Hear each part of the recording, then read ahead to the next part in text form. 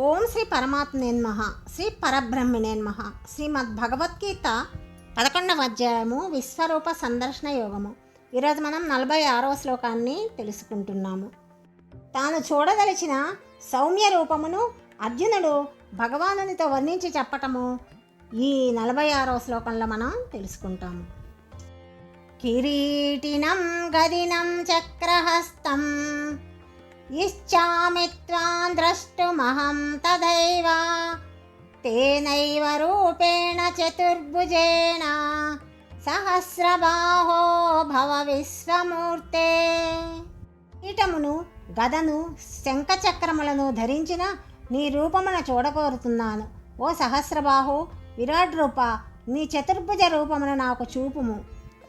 ఓ పరమాత్మ, నేను నిన్ను మునుపటి వలనే కిరీటము గదా చక్రము చేత ధరించిన వాణిగా చూడదలుచుకుంటున్నాను.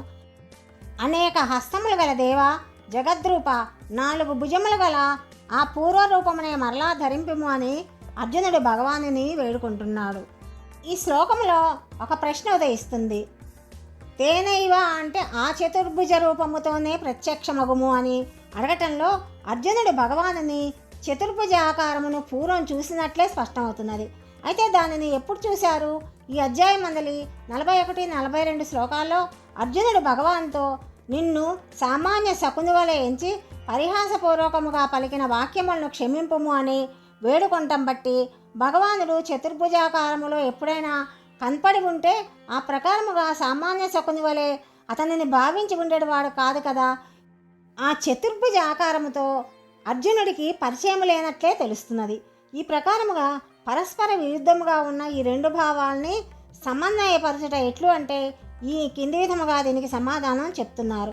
విశ్వరూపానికి చూపటానికి ముందుగా ప్రారంభంలో భగవానుడు సంతోషంతో తన చతుర్భుజాకారాన్ని అర్జునుడికి చూపించారు.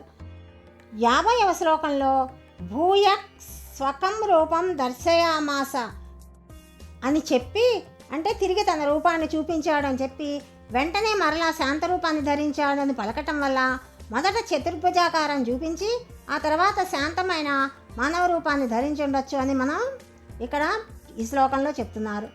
దేవకీదేవి యొక్క గర్భంలో భగవానుడు జన్మించినప్పుడు శంఖచక్రాది చిహ్నాలు ఉన్నాయట. అది చాలా ప్రసన్నమైన రూపంగా ఉన్నదని అర్జునుడు విని ఉన్నాడు.